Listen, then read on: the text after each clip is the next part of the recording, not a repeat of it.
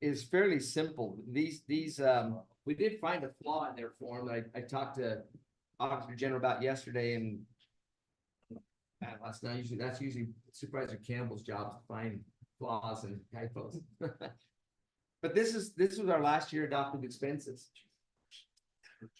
The 8.7 here is what we believe we will have in cash. Now, that's a forecast. And it's fairly simple. We look at our spend rate, our burn rate. So we're spending, I don't know, $500,000 every month, whatever it is. And Renee will go through this and say, okay, our projected spend rate is gonna be this much. We have 4 pay periods left. Those pay periods, we can predict those pretty accurately. They are 300 and some odd $1,000 every 2 weeks. So we take what we got cash on hand, we'll add to that what we expect to receive, for example, PILT, and our projected sales revenue. And then we will basically subtract from that what we have as known costs. And with that, we've come up with an 8.7 projection of the cash that we'll have on hand at the end of the fiscal year. You add, go ahead. That doesn't include the LAT. The LAT, local yeah. citizen and tribal contingency fund, those don't, that doesn't include those dollars? Or does that It actually does, but we've accounted for that. Okay, but because with those numbers in there, that looks awful good Yes, it does. because that's one-time money. It is one-time money, and we've done all we could in this budget to try and keep the one-time money so we can use it for the one-time projects. The 3.8 million is what we would receive in property tax receipts if we set the rate at the TNT rate. That's very predictable money. So as for sales tax, you're not sure, because of our sort of one horse show property tax, that comes in, we routinely collect it 99%, 98%. So that's very predictable. We will get a few years, we'll get some little bit of crumbs coming in the next year or later, but we have probably the highest collection rate of any county in the state. So that's very predictable. This is all of the other sources of revenue,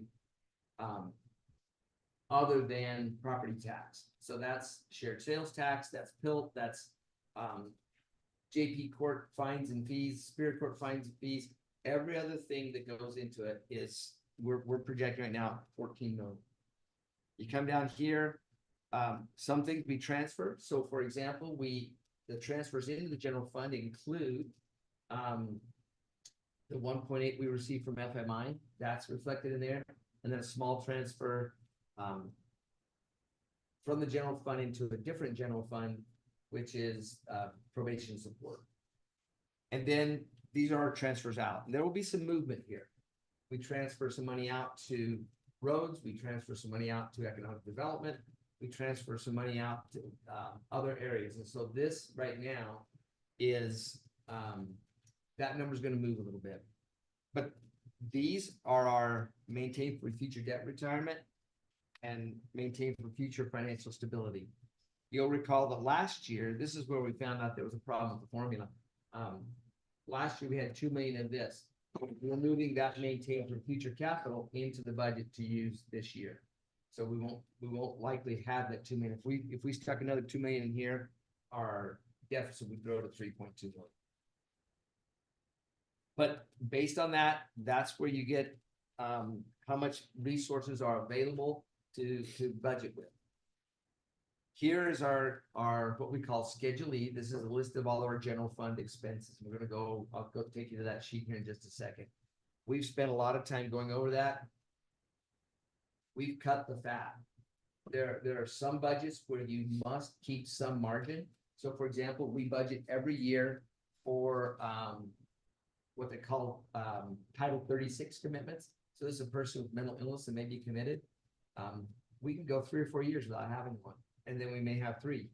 And so we have to maintain some budget to pay for that. Same with if we have Graham County right now has got a terrible situation where they have a defendant who has to be restored to competency, and right now is at state hospital at nearly $1,000 a day. And it's a long-term restoration, so they could be 6 months into that and have the fellow still not be competent. And they're paying for that every day, so it's very expensive. So we maintain a return or restoration and competency fund. And that's not a fat we can cut, even though it's money we made, likely won't spend. Elections. We just got finished doing some analysis on our elections. We have built some margin in there on purpose, given the climate that we're in. Should we become subject to lawsuits, after either one of the elections, the primary or the general, we need to have some reserve to try and defend what we've done. And so those things are out there. So this expense does not cut out every dollar that we are unlikely to use, but it has cut out just about all of the fluff. So let me switch over here to Schedule E. Schedule E is appropriately E for expenses, right? Although Schedule C is revenue, that doesn't make sense. The purple are areas where we're still waiting for some additional information from outside agencies or outside, groups. But let me point out here, most of our increases are single digit. Now, general services, I'll have to remind myself what we're doing there, what caused that to go up. But most of these are single digits. And I will tell you, I really want to compliment our elected officials. One elected official came in, I'll name her. It was Joanne. She says, you know what? We should make some adjustments to some of our pay, but this isn't the year to do it. I can't tell you how much we appreciate that team effort, knowing that we're in a tight budget year, and all of them have been that way. There will be some expenses. We know we're sitting down with Sherry today. There's going to be some extra expenses associated with the election. There are some new requirements that we have to do, some notices and things that have to go out. We've got to buy the paper. We've got to buy ballots. We're looking at a 2-page ballot, which we've, in our recollection, never had. We hate the idea because they're confusing, but that's going to double our paper purchase. And ballot paper isn't just like buying a ream of stock at Walmart. And so some of those expenses are going to go up. But you'll see that most of them are single digit. Some of them are, in fact, let's make that even a little bit bigger. Some of these we've dropped double digits. And so, so the information systems, we've dropped that. I've asked Austin to work with BIT and say, you know what, let's identify only those projects that we absolutely have to get done. We're not going to be doing new initiatives this year. There are things we'd like to upgrade and do, but unless it's critical to our operation or critical to our IT security, we're not doing it this year. We will do similar things in roads and public works. I put together a budget on public works and fleet, but I'll need to work with Tony to fine tune that. Our wage increase over the last couple of years, we're going to pay that. We're going to continue to pay it. By the way, this budget was built on 5% increase. And I'll show you the tool that I've developed to help us measure the impact of a lower increase, no increase, or even a higher increase. But these are the areas, there's a couple here that concern me. This one is building capital outlay. So when we had the well go out in Duncan at the Duncan Fairgrounds, that's where we pay for that replacement. That's where we pay for the repair. If we have an AC unit go down someplace that's a huge expense beyond what we've budgeted in that specific budget, we pull it from there. So we're cutting our margin down quite a bit. The other one that we often only seldom spend is right here. We had 2 years ago, we had $750,000 in our contingency fund. Most public budgeting is between 7 and 10% for your contingency. We're well below that. We dropped from 750 to 500 last year. I'm proposing 350 this year. We often never touch that. That's what happens if the wheels come off. But we've dropped another $150,000 there. We hope that we don't spend it. It's sort of like buying insurance. You hope you don't use it, but if you do, that's part of our insurance policy as a backup to the budget. Um. I think there's any other highlights here. A lot of the increase you're seeing over here, the 5-7%, it's not the cost of paper, it's the cost of people. That represents in many cases and those budgets that are mostly people, so recorder, assessor, treasurer, school superintendent, those, there's not a lot of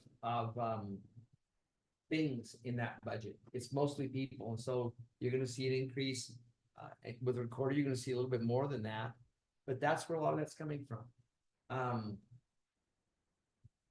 In other areas where we're buying things, fleet, building and grounds maintenance, those kinds of things. Tony and I were just talking about the cost of a barrel of weed killer, Roundup. What did we get it for recently? Are we looking at $700 a barrel? Just bought a 700 month before that.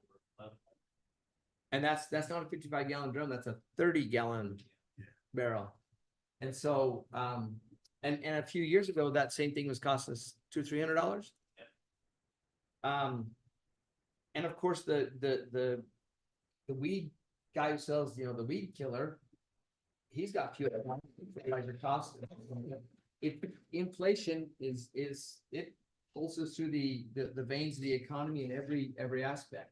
We're seeing it in both direct costs like fuel and utilities, but we're seeing it in indirect costs like the cost of Roundup or whatever product we buy. That's on the expense side. Question on the fleet side, you know, we heard about this morning that the cost of outfit, you know, sheriff's vehicles have doubled. Is that built into the fleet estimate? Not yet. That estimate right now is based primarily on last year's spend. So I think we will be able to reduce some things, but we have not accounted yet for the cost of inflation of the. I mean, next year, do we get plan on outfitting 2 more? I mean, or whatever. I mean, that's almost, I mean, the upfitting costs, that's 80,000 plus, so. We're gonna have to start buying RVs because it'll be cheaper than. Anyway. But no, but you're exactly correct. And so, you know, how much of that doubling in price in 5 years or more than doubling in price is simple inflation? How much of that is, you know, competitive? We're about to find out. If somebody else can do it for 30,000 or 35,000, wonderful. But I don't think we're gonna see 20,000 again. Not unless something changes dramatically. And so, yeah, we will try to build that in everywhere. Every budget that we reviewed, we beefed up the utilities, for example. Most of our budgets will exceed their utility. Almost every one of them. So we're beefing up those things, even things like supplies to maintain the grounds or maintain, you know, the South Annex or maintain here. All of those are going up as well. So we've tried to account for that. Rules are cheap. Let's see. There will be some movement in some of these funds. Our expense side is pretty solid. There's a few of these that are going to be some movement, like I say, roads, fleet, our big line items, there's going to be some movement. I think that movement will tend to be downward, but until we get into the weeds on those large line items, it'll be hard to say for sure. But like I say, we've trimmed quite a bit in a lot of different areas. I'll go back. There's something about that general services budget that is, oh, I know what that is. I know exactly why that went up. Last night at about 8 o'clock, that was, yeah, it was 1.2 million. And then we added the out-of-county tuition. That's what that represents. And so by the time I went home about 10:30, it was up. So Austin Ray showed up this morning and said, "You should have gone home earlier. We were." But unfortunately, that's what that was the out-of-county tuition. What that could have been, if we hadn't have got that changed a few years ago, we'd have really been looking blue. If we had not got the formula changed, that would be another 500,000 higher. That'd be over 2 million. Just in that line item. Let's let's move over to Schedule B. I'm gonna show you an altered Schedule B. Schedule B is our property tax. You know, going back there, that all text and the Arizona, Yes, down here. Access. yeah, why is, I mean, what made that jump? Well, Well, it's only, okay. and it just- Okay, I'm looking at the number. that's the number we will get from CSA when they, and I talked to staff last week, and they will have that either this week or next week, most likely. That's just my best guess, and it really is, it's a guess, because I don't have a figure on that. Okay, That will be overwhelmingly access. Our Altech portion of that has been in the thousands, like 5,000-6,000, something like that. Again, that's the thing, we don't tell our friends in Grand Canyon. Please don't tell them. So Schedule B, I can show you the regular Schedule B to begin with. Schedule B is how we, and I say forecast, in most counties it's a forecast. For us, it's a pretty well given.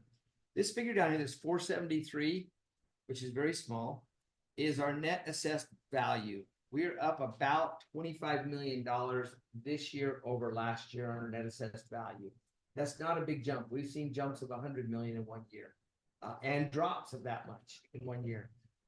But essentially, you take this, divide it by 100, multiply it by your tax rate, and there you get your amount of property tax levy. That's how much we expect to get in.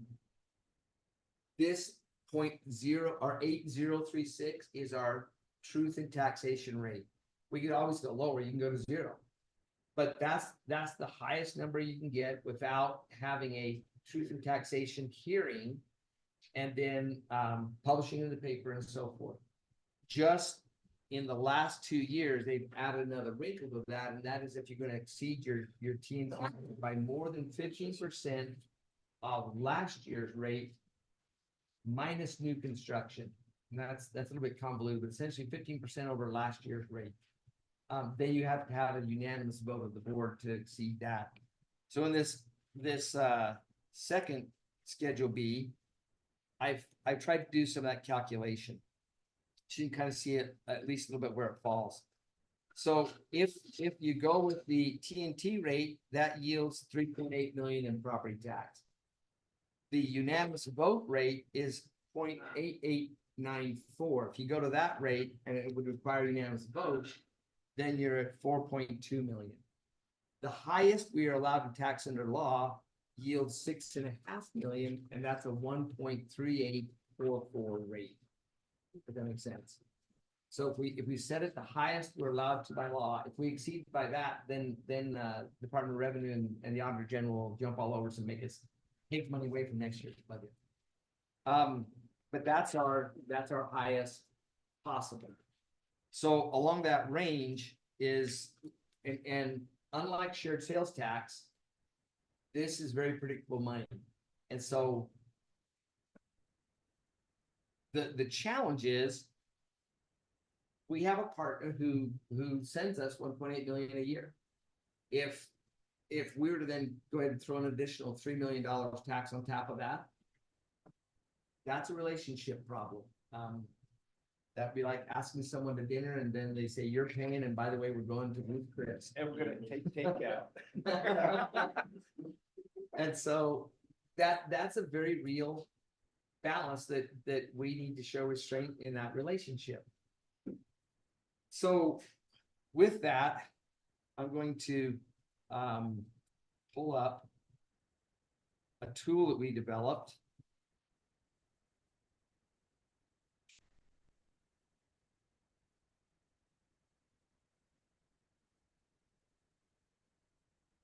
Yeah, I don't have it up. Let me pull it up here real quick.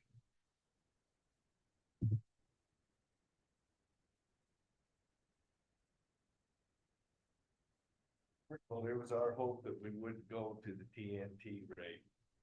A year ago, I was predicting under the TNT rate. That was before our steady decline. And I wish we could still be there. Yeah, I know. I'm just saying that was before we That's- started looking at the hard numbers. It's always been our goal. We always want to stay under.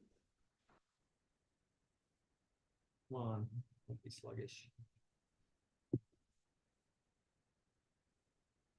Okay. What I've developed here is a way to put a value on different options. Can you see that? Or should I go a little bit darker still, or a little bit larger? I see it. See it? I'm gonna change that to something that's easier to see. Is it easier to see that number? Yeah. Just get rid of all the colors. Let me just get rid of all the colors. You'll follow.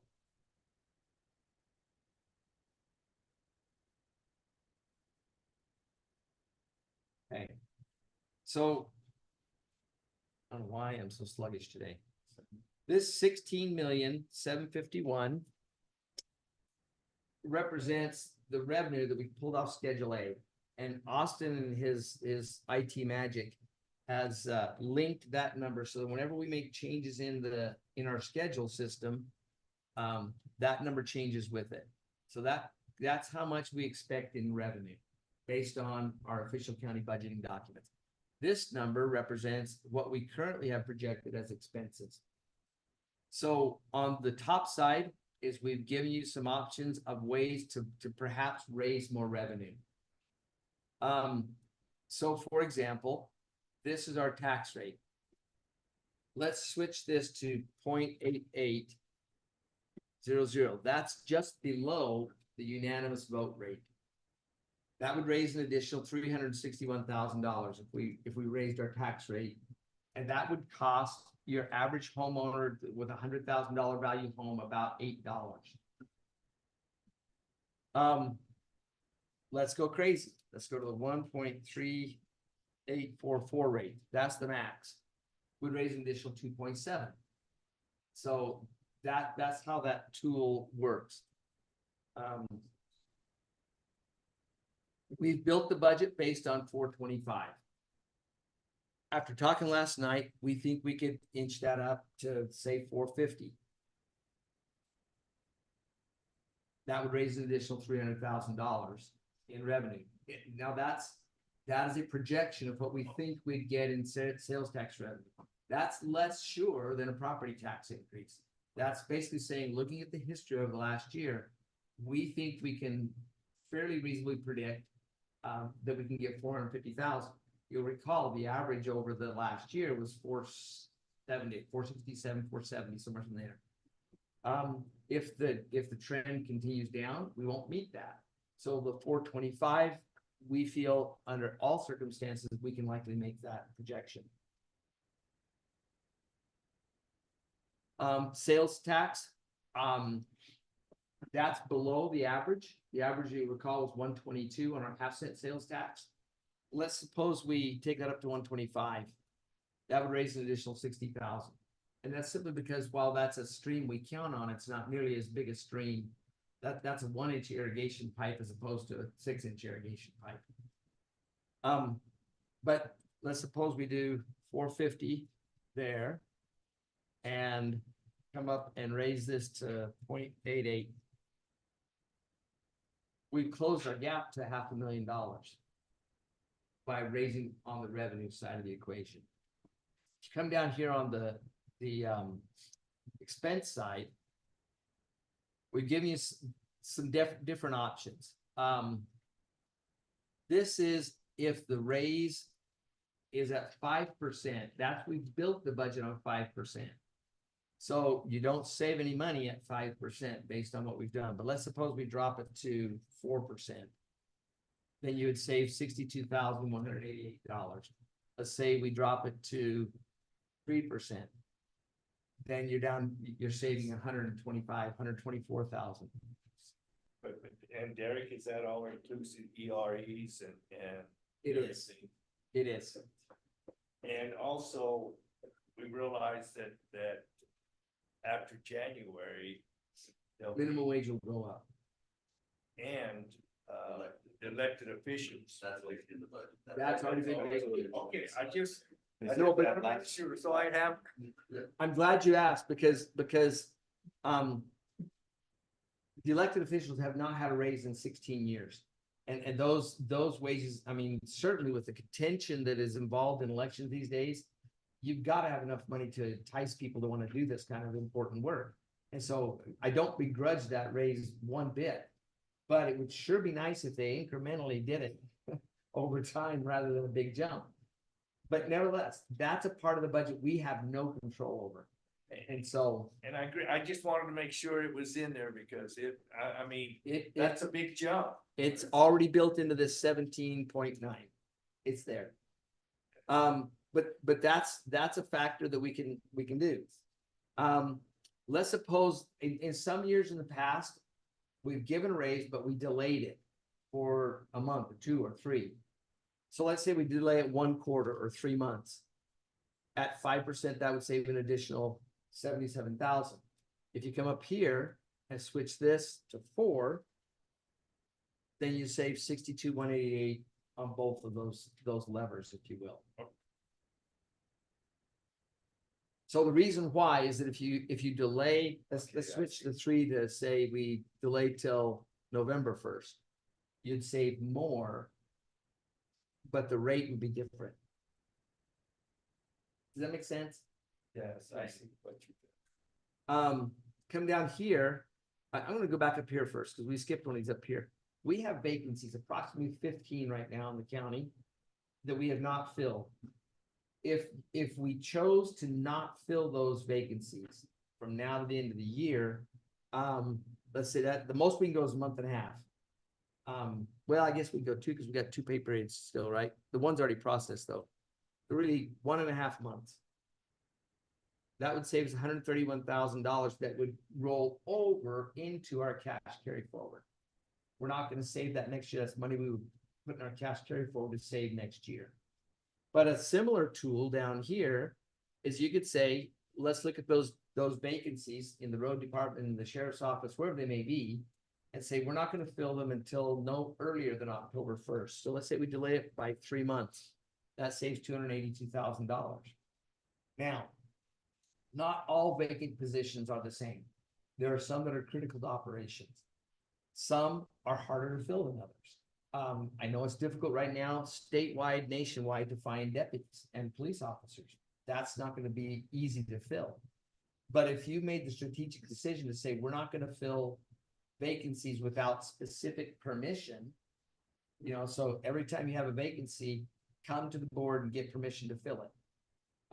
Again, there are some right now, if we had employment losses in our elections, either recorder's office or our election side, now is not the time to lose people there. It would be tough because we'd have to train somebody new.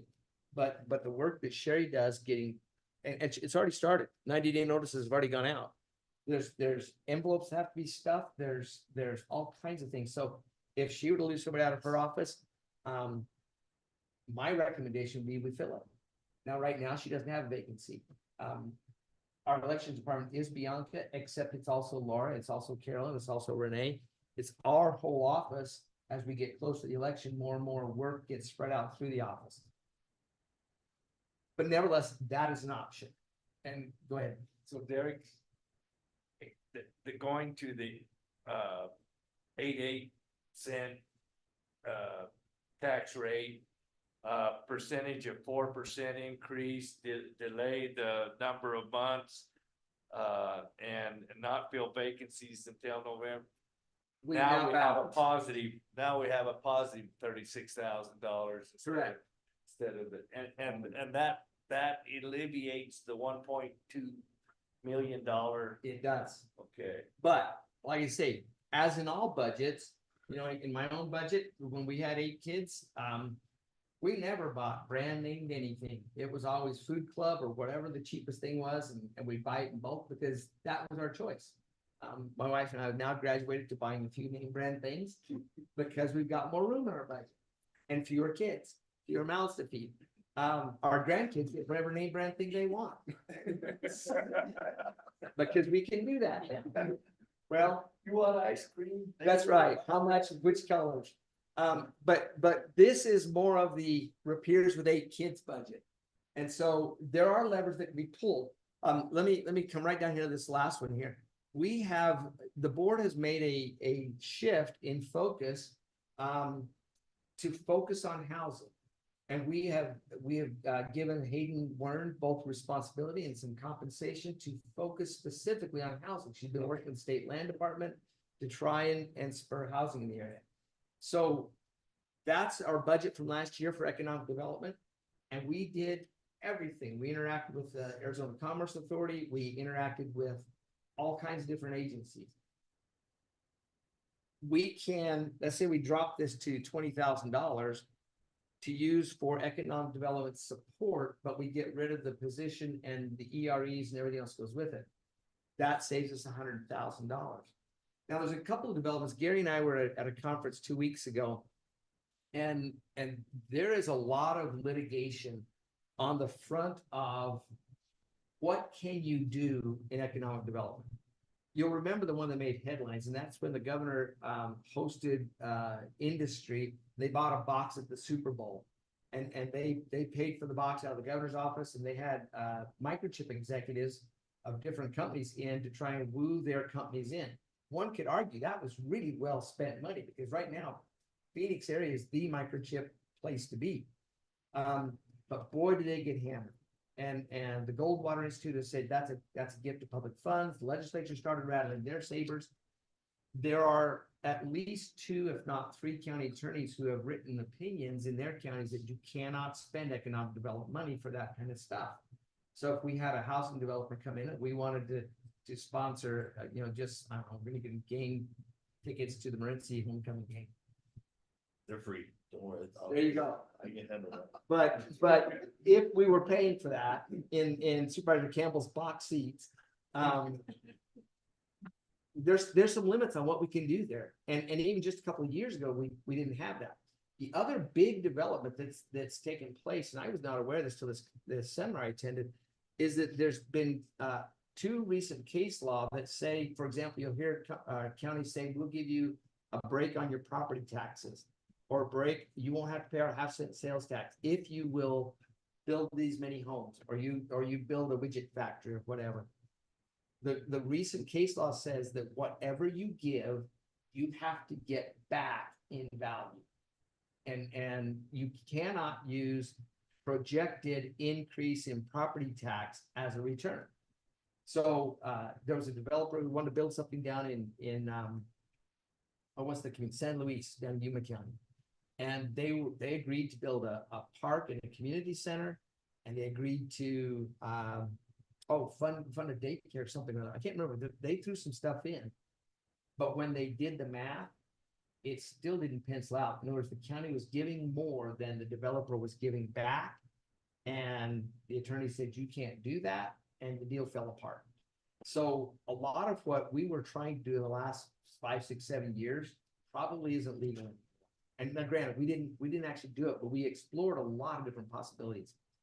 So this is one of the levers we can pull, that if we simply focus and we give plenty of support. So let's suppose that Hayden needs to run down and visit the state land department, or go contact the developer. This gives support money to be able to do those kinds of things, but we're not funding the full economic development. It also focuses our attention on just housing. It's difficult to do tourism and housing and retail development and all of those things at once. It's difficult. We've talked before, we're the only county or city of our size that had this type of position statewide, wasn't it? The closest to us, I think, was Wickenburg. Anyway, that's another lever. The current budget is 122. Well, just my opinion, that 122, I think is too high. I think 20,000 is too low. I thought if we could meet the 50 or something, I think that's where Okay. my brain was going when we were talking about that. All right. Just wanted to mention. And that's fine. I'm going to zero all these out and ask you guys to help us fill out. I mean, I'm going to take them all back down to 0 here in a second. The last one I wanted to mention is our capital improvement fund. That was funded at $2 million last year. That's where we moved in the current budget that $2 million from reserves into our capital improvement fund. So that's $2 million right now. Are we likely to spend $2 million in the coming year? We could, but one lesson we learned on our capital improvement projects this year was we were very ambitious, and some things have run into cost overruns because we're trying to get things done on time and get things built and finished. In some cases, we've hired outside contractors. I don't think that we could spend 2 million next year, and I'm not sure that we should spend 2 million next year. Because one of the other things that we are already coming to realize is that if you build it, you have to maintain it. So you plant, a dozen new baseball fields, you gotta mow them, you gotta water them. If you build a new building, someone's gotta clean it, stock with toilet paper. Make sure the kitchen, the Little League field is working, whatever it is. But those are all things that as we build it, we've got to plan to maintain. So let's suppose we drop that to 1.5. Because of the LAPCF funds and stuff, we've got some momentum here that we've needed to do some of these projects for a long time and we haven't. And I do not want those type of projects to stop. Understood. That's me. I mean, the quality of life, has been at the bottom and it's kind of perked up, and I totally agree with, Supervisor Lund on those comments. I don't want to cut on that.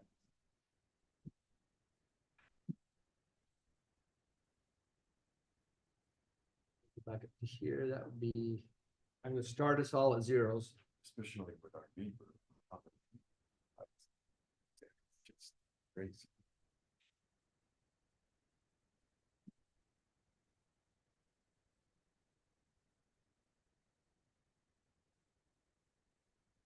Take that back down to the TNT road. So that's where our budget is built. So our budget currently is 1.2 in the hole. That's going to change a little bit. We're at the point we've done our first balance. We will fine tune some of the budgets, and they are some of our larger budgets. But that's where we sit. So, and there may be some other levers that I didn't include here. These are the ones we came up with. Although I'm not sure how many more levers would get us much more bang for our buck.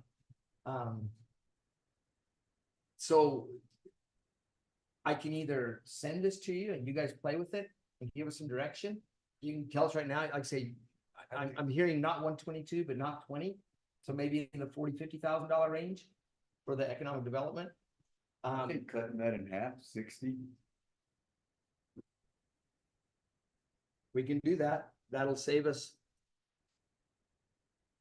62,000. And don't get me wrong, that sounds small, but every one of those, we're to the point now where we've taken the quarters out of the couch cushion, we've lifted the couch up, we're shaking the pennies and nickels out. That's why I worry about, changing that monthly state shared sales tax estimate. I mean, you create that estimate at 425 for a reason. I'd rather not estimate higher just because. I You know what I mean? I'd rather not gamble with that. It is a projection and it's, we were below for 3 years by quite a bit, and then all of a sudden we were woefully high.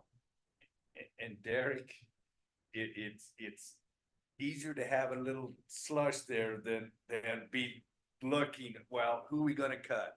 Yep. And I don't wanna get into that position.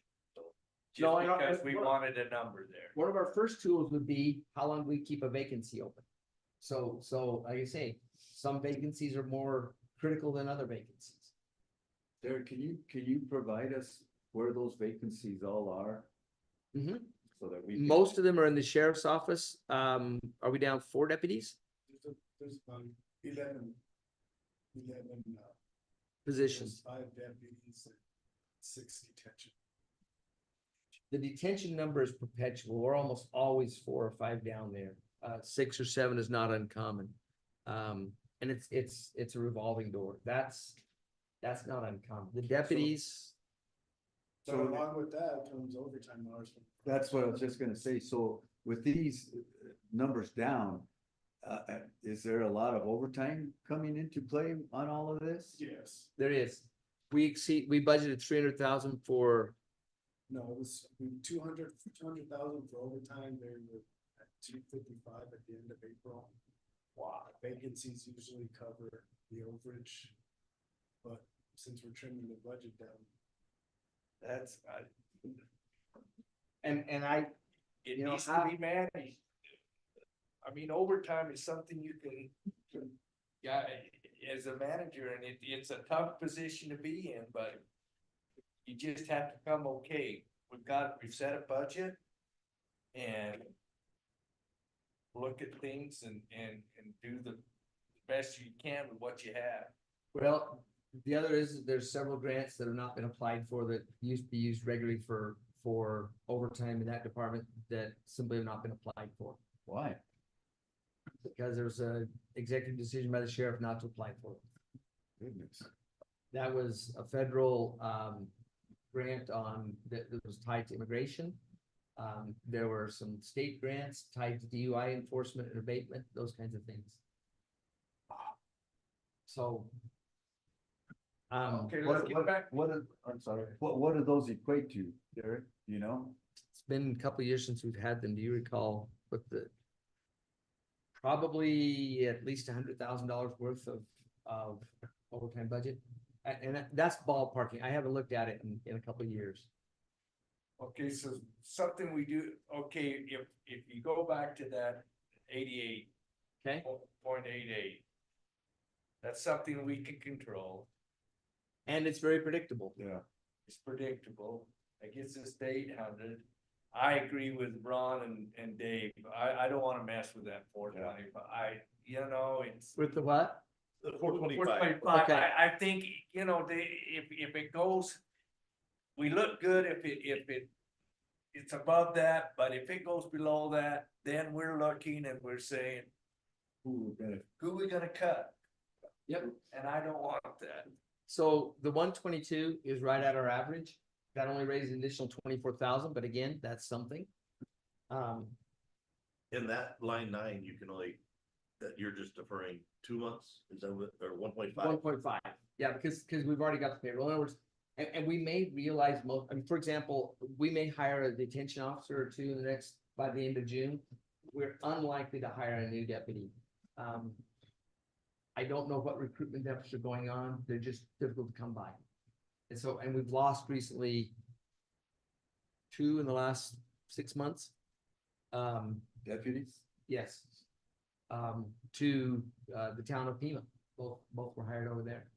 So I think it's unlikely so some of that savings is gonna be automatic. I don't know that we'll have 15. We've got 2 road crew positions open. I'm not sure the other ones are. Yeah, I just, those, out of the 15 was general fund.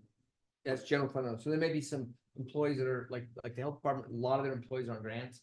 That's not included in this, or is it included in the tool? We're just talking about general fund positions. Is facilities have openings? No. We're currently filled. You're full. Okay, now let's go down to the expenses. If we go to 4%, that's 60,000. Delay the raise 3 months, that's another, that's 100. That's 62 as well. Okay, I thought it was higher. Now I thought, where did we get the 124? I think changing that to 3. Oh, Right. okay, Yeah, well. yeah. By the way, at your request, I did a lot of reading on current economic literature, economic forecast. There's 2 inflation rates that they're looking at. One is 3.5, one is 3.8. The 3.5 is what they call the non-volatile inflation rate. So that doesn't account for fuel. Doesn't account for, there's a few things they take out of that because that's a more stable look at what inflation is. But you throw in fuel, you throw in some of these other more volatile things, and it jumps to 3.8. So, but nobody I read thought that it was likely to go up. It's likely to come back down, but we're going to be in the 3.5 to start the fiscal year, 3.5 to 3.75 inflation rate.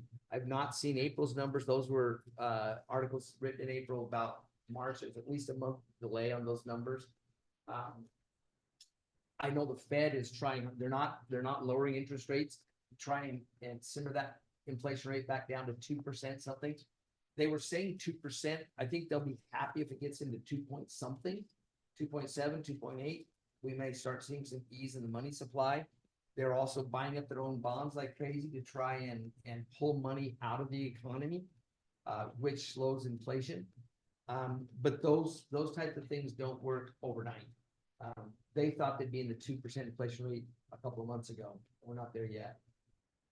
Okay, and then delaying it 3 months, what does that save us? 62,000. If you go at 4% raise, that's 62,000. Okay, but delay the next. Line. Delayed billings. Let's say we delay for 1 quarter. That's 262,000. So my opinion, my opinion on delaying the raise, I think our employees, if we're gonna give them a raise, they need rescuing now. I mean, my opinion would be to change that to 0 to the delay of the raise, but. Okay, I see But I'm good with delaying the, Filling the delaying vacancies? filling the vacancies. And the way we would structure that is basically say is if you have a vacancy, you must come to the board for permission to fill it. So that would be, so Sherry says, look, I just lost my right-hand person and I can't run elections, and we would ask that she come and say, here's why I must have this position. Tony might say, I don't have anybody to empty the garbages at the South Annex. And you might look at those two and say, Sherry, you get yours, and Tony, you don't get yours. But each request would come before the board. Because, and there'll be sometimes, if our shared sales tax continues to nosedive, we may say no to a lot of things. Delay the raise, Okay? Yeah, I would rather not delay the raise to our employees, just to try to balance our budget. No, I feel like the state balancing their budget on the back of us. Exactly. Understood. And we don't have all that. I mean, there's some things like the office of the courts, they still haven't got the probation taken And care I'm of. not optimistic they're going to. Yeah, I don't think, I'm, every time I've talked, they just blow it off. They're not even talking about it. So, and then now to the last one down there on the capital improvement fund. Mm-hmm. Where are we basically with what we were trying to get done this year? Where are we?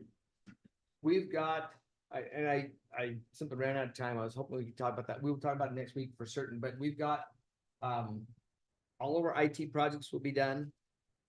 Our engineering projects, which are mostly funded by outside funds, will bleed into the next year. They'll be finished. The design phases will be finished by the end of the calendar year. On our facilities, we've got everything done except we did not get the Duncan Park done. And we run into redesign. We decided, which direction, how many fields, that kind of stuff. We still have the inside of the barn to build out Yeah, and that, underneath the dance floor. But that's all under ARPA funds, right? It is. yeah, those are But- opera funds. Those are That's- ARPA funds. So those don't include ARPA. This is capital. That's our capital improvement. Right, so Yes. all those other projects that we have on that list, those are under Now, ARPA funds. our margins are getting smaller in ARPA because it's costing us more to get it done than we Yeah. predicted, but This is, it's still coming out that of 2 there. million is over and beyond. Beyond. All ARPA. This would likely be, now the Duncan Ball Field redesign, Mhm. that's gonna be this, not ARPA funds. Right. We currently have, a public works building out at the freeway. That was ARPA funds. We'll have to, and we need to assess how much we've got left in that. We have $500,000 earmarked in ARPA funds for, what was going to be land acquisition. That's not likely to happen, at least not right now, on the land we originally thought. But not before 2026, which is when we would have to spend those ARPA funds, right? I mean, we have to Correct. identify them now, but we have to spend them by So, 26. so what we have done is we committed our projects that we had to commit to was to convert those dollars. And so we've been, Renee's been paying salary, so we moved those dollars and what's the best way? If you were a mobster, you'd say launder them, but we've converted them from those, which is legal. In fact, it's not illegal, it's encouraged as revenue replacement if you got less than $10 million. So we've been moving that over, so it's now available in our budget. So how many dollars from the capital improvement fund have we spent currently? What was in our budget to begin with in this budget? 2 million, and I can't tell you off the top of my head, I'm sorry. I don't have Because most of it's coming out of the ARPA funds for everything Lot of it's doing, spent out of that we're doing right now. Right. it. Some we've spent out of Yeah, capital. if anything that came out with, you just do spill it. Yeah, it's still up here. That's Yeah. about 100. Yeah, this year, it's have those committed and have those spent because they're Yeah. talking about pulling those. Nationally, Yes. they're talking about pulling those, so. On the ARPA fund, we will have ours completely spent down. Yeah, we have it up there. Also on the books, it doesn't exist. Okay. We've spent it. Okay. And we've already submitted a report. There's a trickle left, but not much. Yeah. Okay, But- well, But we'll have that. Almost past halfway into next fiscal year. And because we designated as revenue replacement, we didn't know that would be in this situation, but revenue replacement can be used for any general fund purpose. So our project is funding salaries. Now, what that does is create excess general fund money that we didn't have to spend on what we budgeted for. But I will flesh out those capital projects so we know where we're at on ARPA, where we're at on capital. Yeah, improvements. that, I think we need to see that on paper and stuff, and then that way we can start shifting and I think we can get a good chunk off of that capital fund right there. well, right now, if we went down to 1.5 million. I know. We'd be even, but I, Because there's and still, let me read, so I do not want some of these projects, the ball fields and the fairgrounds and these things to come to a halt. I don't either. And I think that that's because most of those, not the ball fields, Duncan, but all that other stuff is under ARPA funds. And I don't wanna get to a point, my opinion, I don't wanna get to a point to where we're holding on to that dream of that property, right? That where we earmarked the 500,000 plus for out of ARPA funds for land acquisition, that we just keep delaying that and it doesn't happen and we lose that in 2026. Because we haven't guided it somewhere else. I agree. Yeah. Something will come down soon. Yeah. I agree. We won't lose it because we've converted. Okay, okay. Yeah. Yeah. and then the remaining balance still in ARPA is like, I don't have the exact number, I'm thinking 1.1 million. Okay, So we've got some money there. Okay. okay. And we'll, And that's already. Okay, now we got ARPA and we got LATCF funds. And have we received the second payment of we have, we received all of that. okay. That's not subject to withdrawal. That, They're not right. talking about that. No, they're talking about the ARPA funds because They are. a lot of them anyway, but, okay. And Um, I'm like David, I wanna see those, so. I want to see. that. Yeah, we will flesh that out and give you better. So I'm gonna take this one off. We'll keep it at 425. Let me do a couple things here. If we go to the unanimous vote, that's the minimum amount. If you go anything below that, so if you're 0.8890, then one of you could peel off.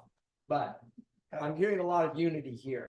Yeah. My guess is that the higher we raise that, the less unity we're gonna get. At some point, I'm gonna start losing supervisors, but let's play a game. Okay, but Let's- you mentioned relationships, right? You mentioned relationship with our Yes. taxpayer.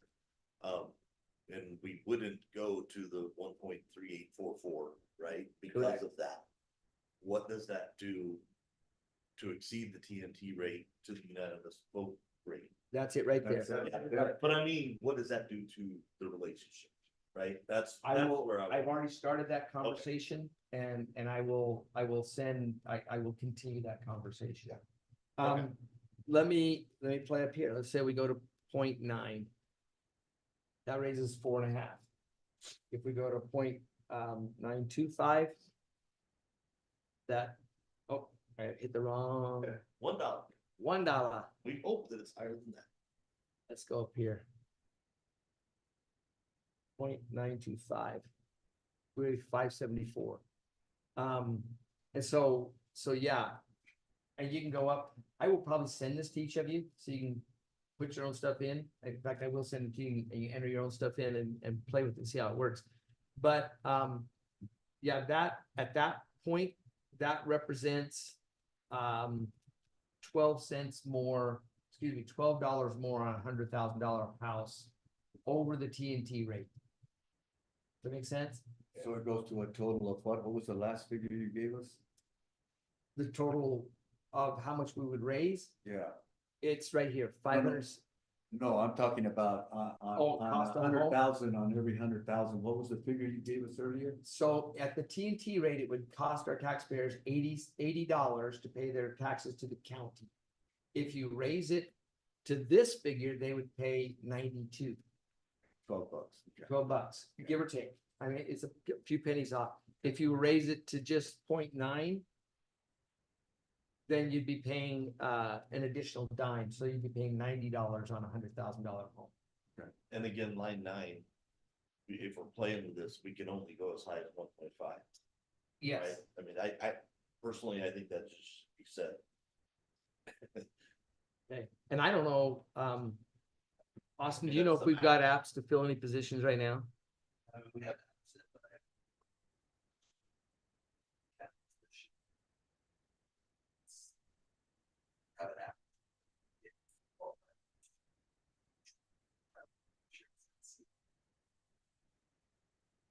So that's again another one. Like I say, we're down a mechanic.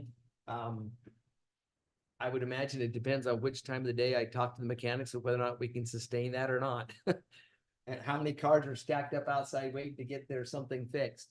But at a minimum, what we can do is that before anybody hires, they bring it to the board. And that way we can control it. I'd like to go to that. I mean, and this is just me thinking. Go to the 0.88, which is unanimous level. That's below the And unanimous then level, see- actually. And then I think really, when we see what's spent, what we have on the ARPA and the LATCF. We could. We could grow that to 1.5 and, Right. and it's given us some wiggle room. And yet our projects are going forward. We don't lose that. We're still taking care of. our We've got a good employees. relationship on the tax rate. Cause that I agree. relationship, I agree. Yeah. that's the way I would, but I'd like to see what these numbers are down there. And doing these other things, Derek, I think that was the plan that I would like to see. And I'm not trying to lock anybody in, but it'll help us develop. Are we comfortable with the 4%? I am. I am. I won't wanna go any lower, Okay, yeah. all right. And I stretched. And we're not gonna do the delayed raise. No one's comfortable with that. I agree. Yeah. Yeah. And then, come on, but. Delaying vacancies. Have any thoughts on that? Some of this is gonna be natural because I would be surprised if we have 4 deputies show up by October 1st. But we're not saying it's a hard line, if we're saying that if somebody like that comes up. Correct. Then we can make that decision. But I would like. 179,000 right now, and I know this is a budget to play with. Correct, yeah. I like this tool though, I like. Yeah. that too. Yeah. In the end, it has to be balanced to the dollar. So this number, it can't be black. It can't be red, it's gotta be zero. And so, and like I say, we know there's gonna be some movement in our expense sheets and a few of our revenue sheets that'll affect this number. And it'll affect this number. So where we started at 1.2 million, that may get a little closer, may get a little higher, but a little closer. But these are our major tools that we have to try, levers, if you will, that we can adjust to try and bring that into balance. So I will send this to you and you can play with it. If you think of something else, we will also try to think of something else and see if we can add any other levers to it. But I know that we spent, the 3 of us, all day yesterday going through the budgets again. We will still sit down, like I said, Sherry's on this afternoon, and we'll see what we can do, what we can't. But this is a different budget year than we've been in for at least 3 years. We've had money like crazy, and this time we don't. What we do better than any other level of government I'm aware of is we live within our means. And this board has consistently been conservative. I know a lot of boards who say, yeah, jack that up to 475. We'll probably get there. We'll be all right. vacancy savings if we don't. Then I said I don't like to skate on. So. Could we jump it up to 435? Probably. As opposed to 425, 430, probably. Like I say, I will include that little chart, that shows our sales tax averages. But this is where I wanted you to understand sort of where we're at, the building blocks of our budget, and where we've got some room to play. Well, what you're seeing there is the direction I'm looking at. I mean, even if you, delayed the filling of the vacancy only for 2 months, I mean, that might. Derek, take that to 0.87. I mean, not that it up there. Up on top. If we delay for 2 months, that puts in the neighborhood of 91,000 to the plus. Up here at 7. 8.7.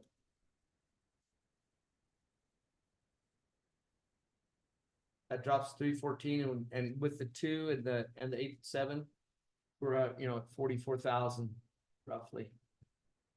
But I think it's a relationship, but there, if we can, the lower we can keep that number and still make everything work. Yeah, cause is that important?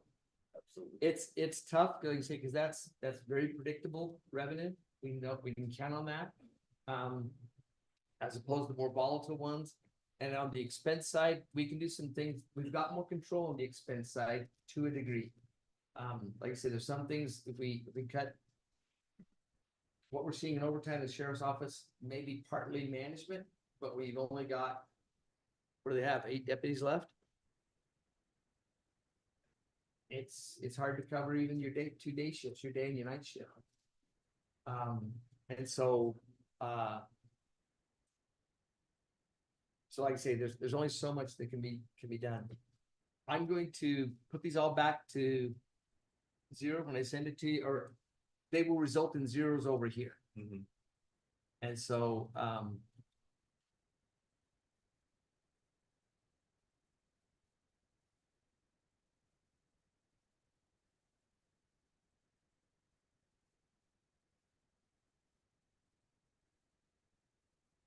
zero.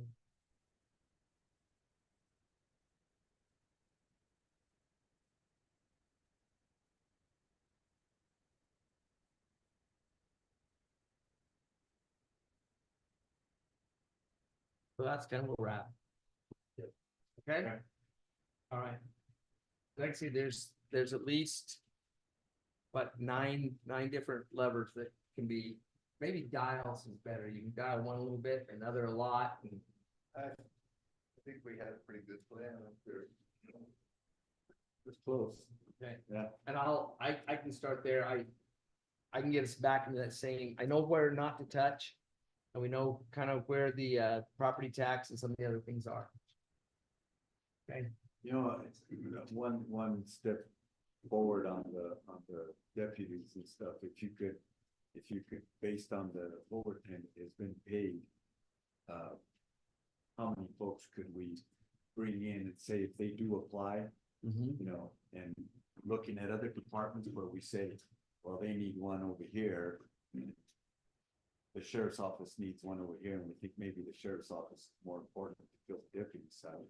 I just want to see where that overtime, how they compare, how that compares to having them full-time employees versus paying out all the overtime that we're paying. The overtime. Well, it way depends on how cheaper, much- yeah. because I don't know what that figure is. You're utility areas, right? You're not right areas, which is cost. That was maybe where that. So see, It's that's not a where, good way to run the organization by any means. that's where we probably want to bite the bullet. Typically, it's cheaper, right? Yeah. I mean, so much. Okay. Okay. Saving money, but. Our EREs are what, around 30% more or less. I mean, Yeah, give or take. Yeah. So if we brought in a brand new deputy, it would probably run us 75,000-ish. And so in that regard, overtime is cheaper. However, what you're pointing at, Supervisor Gomez, is there's a line in which you Yeah. cross. Yeah. And you say, this is no longer, moreover, what you also get, particularly those kinds of positions, is you get fatigue. Yeah. Not just tired, because I'm working all the time, but some what you deal with, those folks that were out there yesterday, it's gonna take more than just one good night's sleep to get beyond the stress of that circumstance. And But the issue is that we don't have it lined up. We don't. We don't have line enough to want that job, right? And so the only alternative is overtime, right? That's right. And you're gonna have anomalies like yesterday. I mean, those are the anomalies. Those shouldn't be the consistent, but if You you don't- had a line of them out there, you're not making the decision not to hire and increasing overtime. You don't have a line. don't have a so line. You have to pay overtime. And there's probably some different things to be done in terms of recruitment there's actually, CSA is contracted, is working with all three universities. They're doing a very comprehensive study on what does it take to recruit and retain first responders, fire, some counties, you can do some ambulance stuff we do. And what does it take to get them into the door and keep them there? And some of the things we thought were intuitive aren't so intuitive. For example, with detention officers, there was a big push, particularly by one sheriff, to get them into the core retirement system as a defined benefit as opposed to a defined contribution. So a pension system. Turns out young people, they're not interested in that. Give me more money in my pocket and now I'll worry about my own retirement when I hit 30 or something. Or not ever. But giving them a pension that they won't see for 35 years is not moving the needle. And so that legislation wasn't going anywhere, but it just didn't make any sense. And so that we're learning more about what we can do to try and recruit and retain. But So our next 6 officers are gonna get recruitment money for $5,000. It's how it's set up. And then the 7th employee is gonna get 3/4 of that, $3,750. So that's also an advantage. But the recruitment money is coming out of state money, is it not? it is, That was, but it's still, you But get what the it's- bottom line up. but it's not moving the needle either. It's not causing people to run up and line up the doors to give me my 5,000. And we've had a few employees that have walked away from the job before they got their recruitment or retention bonus. They got some of it, they left the job before they got all of it. So, anyway. And that's all I've got on the budget work session. That was good though. That was a lot of information. But it's hard decisions to make. Oh, do we want to look at increasing the tip and fees? That was just a note I made. I think that it should be, it should be self-sustainable. And if fuel prices are increasing for our equipment, is causing us to be operating under those Right. tipping. That means we're subsidizing the general fund. Right, should we look at increasing those, should. just keeping those in line with fuel costs? I mean, those tipping fees can be set annually, just Mhm. based off of where we see fuel at. And what we've done in the past is we've kept the person coming in, dumping an old truck bed or horse trailer full of stuff, we've kept the axle count is always, that fee hasn't changed. What we've really, and it really does make a lot of difference. You could have 1,000 people come in and pay $5 or $7. That doesn't make a big difference. It's the volume, it's the waste management, it's the industrial waste coming in. So, yes, we can look at that. Our first task is to see how we're at, see if 2 years ago, we were balanced. Mhm. And then we got a little bit behind last year. I suspect we're gonna be a little bit behind at the end of 24 and fiscal year 24. Okay. Thank you. Thank you.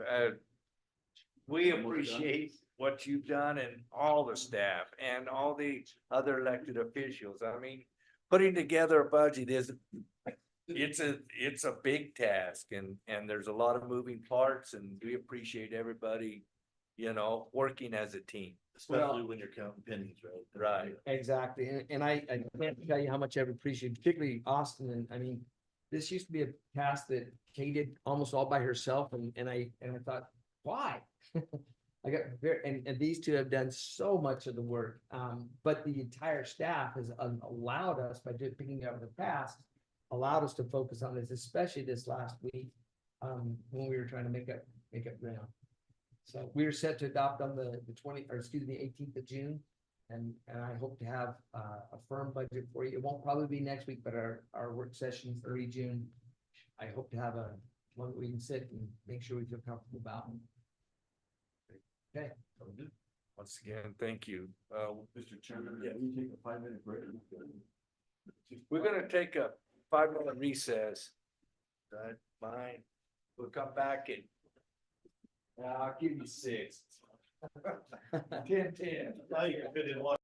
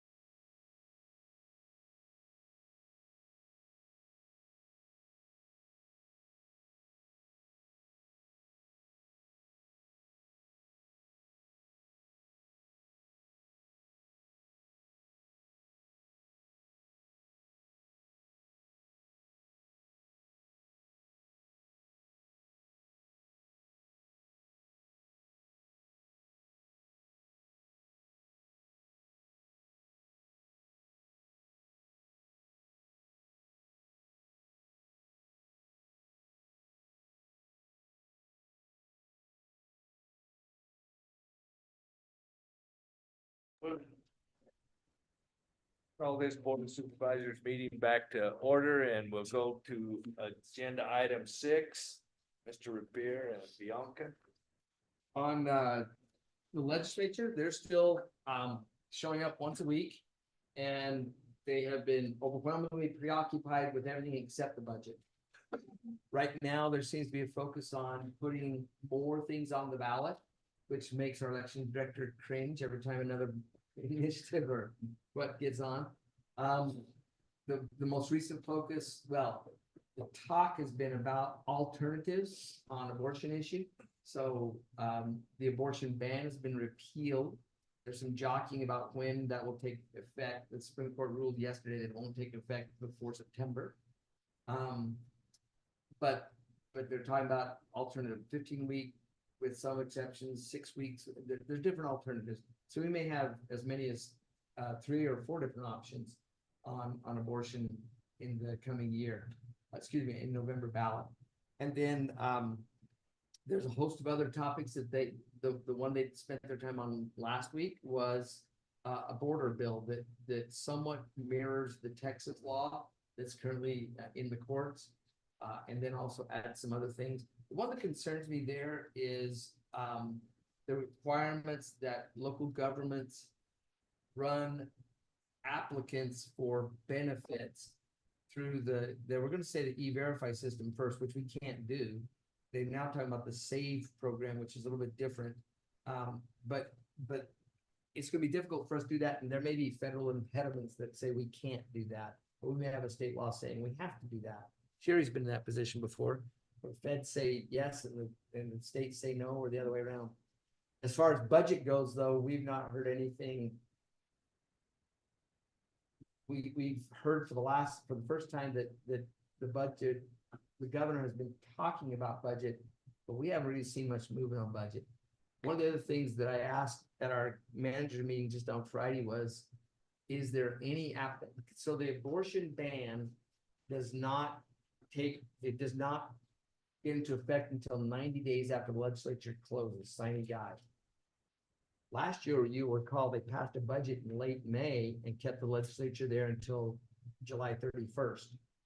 So I asked, is there any discussion that they may keep the legislature open just to delay the abortion ban? So if you kept it open, say, till October 1st, that abortion ban wouldn't take place until January 1st. And there's some scuttlebutt about that. So the trouble with that is that every other piece of legislation that may be helpful to us also doesn't kick in until they close. And so, but again, budget talks, I'm not hearing it. Perhaps the chairman has heard something I haven't, but the folks I talk to regularly are not hearing anything about budget movement.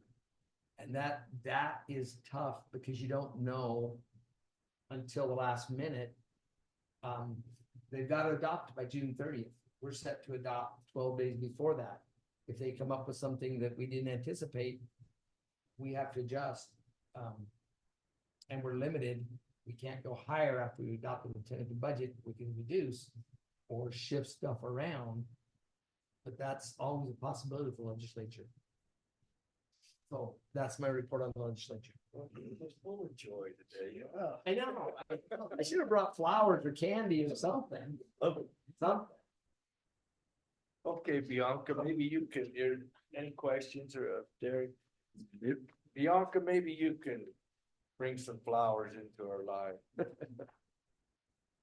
I'll try. Tomorrow, the 15th is Small Counties Eco and WIFA, CSA on the 16th, and then SEGO on the 17th. Our next board meeting is next week, Tuesday, the 21st. That is with the budget. Yes, we'll be talking more budget then. We'll have made some of these adjustments. And we'll certainly bring back the construction part of it with our plans and stuff. Morenci and Duncan schools, their last week is next week, 8th grade promotion on the 23rd and high school graduation on the 24th. The 27th, Memorial Day, our offices are closed. I have a question mark on that budget, proposed budget work session. Depends on whether we need it. We'll know a lot better by next week. And I'll be remote. If we did, okay. If we don't, we're set for the next week on June 4th. And we can cover where we need to then. Our goal is to have you essentially a finished budget by the 4th. There's a lot of other things we have to do, to get the tentative budget ready to publish, but those are things that we do behind the scenes. That's all I have for May. Going into June, is our board meeting on the 4th. Then with that proposed, budget work session meeting. Our second one is on the 18th, and that's when we'll adopt the tentative budget. County managers on the 14th, ECO and WIFA on the 19th, no CSA board of directors meetings in June. You know if ECO will still meet in June, Chairman? That's up in the air. Okay. I didn't see anything in June or July for ECO. They generally, I know in July and in August, a lot of times they don't meet, but sometimes they have their strategic session in June. Okay. And so, I will be attending tomorrow. right, I appreciate that, because I will not be. That's all I have for June. July, our first board meeting is on Tuesday, July 2nd. July 4th, Independence Day, we are closed. That NACO conference in Florida is the 12th to the 15th. Our second board meeting is on July 16th. And we should adopt the final budget that day in that meeting. No CSA, no county managers, the month of July. The 24th, Ramsey schools do begin, Junkin starts in August. And then election day is July 30th, Tuesday. That's all I have for July. Okay, not that it matters, but WIFA is on the 17th. And that may get you the junior rodeos.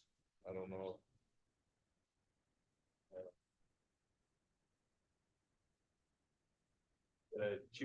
First junior rodeo is the 1st of June. The second one is the 22nd of June. The third junior rodeo is the 13th of June. And then the 3rd of August. I mean, of July, and then the 3rd of August. And if they need to have a makeup, then that will be the 10th. August 3rd. August 3rd, first week. And There's just 4 of them this year. They've reduced one, and then if they have a makeup, in case they have to cancel one because of thunderstorms and stuff, then the makeup will be on the 10th. the second one in June is the 22nd. Yes. Thank you. I should have got those dates too.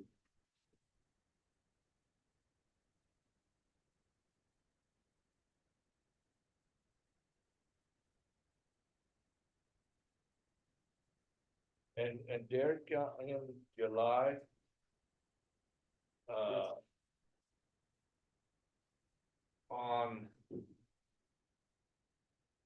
Well, do those dates that we have to meet statute, do those happen in August or? So you start back from the adoption of tax rates, which is in August. And then you have to adopt your final budget at no less than 14 days prior to tax rates. And then you can adopt your tentative budget anytime you want, as long as you have time to publish it twice in the paper. So we start with tax rates and count backwards. And with the tentative budget, the last couple of years, we've run into difficulties with getting our stuff published. So we'd rather take an extra week to make sure we get it done correctly. Okay, just wanted to make sure that. Yes. Last year, it seemed like we went in July. And then we went August, August for tax rates. yeah. Mhm. And you gotta adopt by the third Monday in August. Okay, any other questions or dates for Bianca? Thank you, Bianca and Derek. We'll go to agenda item 7, consent agenda. So move we approve the consent agenda is posted. I'll second that. Have a motion and second, discussion. Hearing none, we'll proceed to vote. All those in favor of the motion, please indicate by saying aye. Motion passes. We now go to agenda item 8, supervisory reports, Mr. Campbell, I don't have any for this meeting. Mr. Gomez. I just wanna thank Tony and his guys and Lindsay and Austin for attending the dinner with the AmeriCorps students or members, I should say. I called them volunteers and Gene corrected me and said they're members now, David. So I said, okay, we'll call them members then. But anyway, it was a nice get together that evening and they're wishing that they are gonna come back again. They really took a liking to this area and that meal that Norman Smith cooked for us was excellent. The only thing that was missing, it was a nice glass of wine.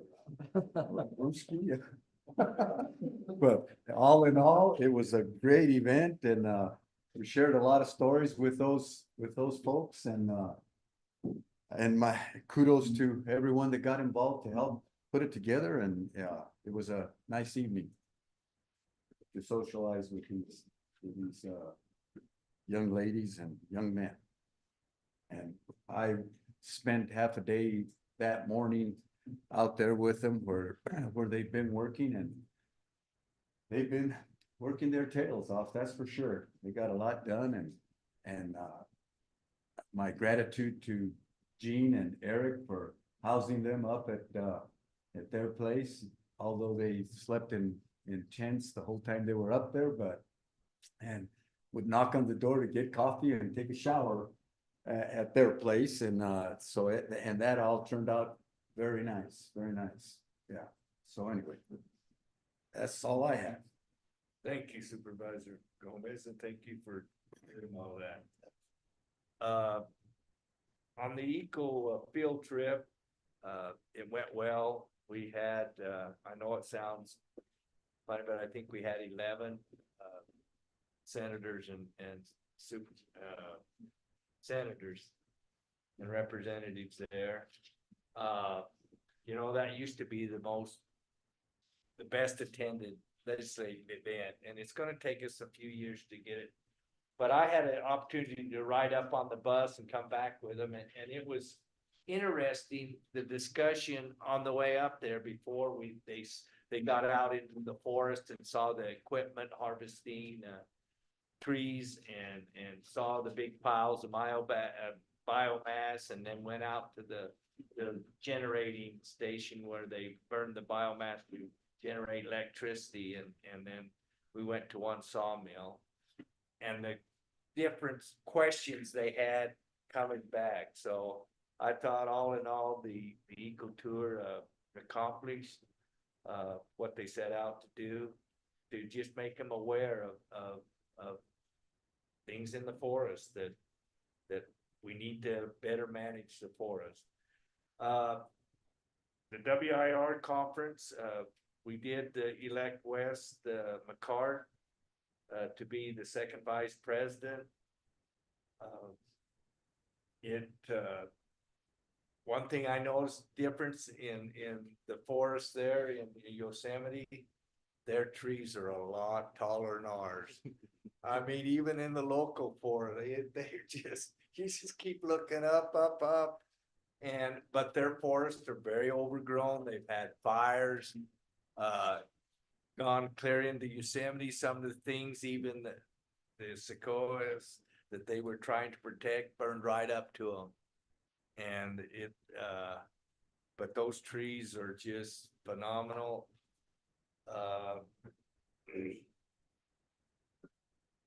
Like I say, we've got to really work on secure rural schools, make sure that gets approved and then, appeal. And, one thing that was, they brought up on the center, they have hired a person to, start the Center for Public Lands. I think it's gonna be just like the research, arm that we did at CSA. It will give us a tool that will be very effective. We've already seen the benefits of the research that CSA started 18 months ago. And I think it can be the same type of tool for the public lands counties. And there's still, I'm really proud of Arizona. Arizona County stepped up, they saw the vision and they contributed what they asked. And a lot of the states, I'm afraid they've already spent the money and it's gonna be tough to get it. But anyway, other than that, WIR, I think we'll see a different focus on when we have the center to sort of give us a focal point to work towards. That's my report.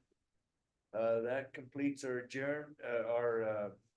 agenda, so there's no further ado with this meeting down's agenda.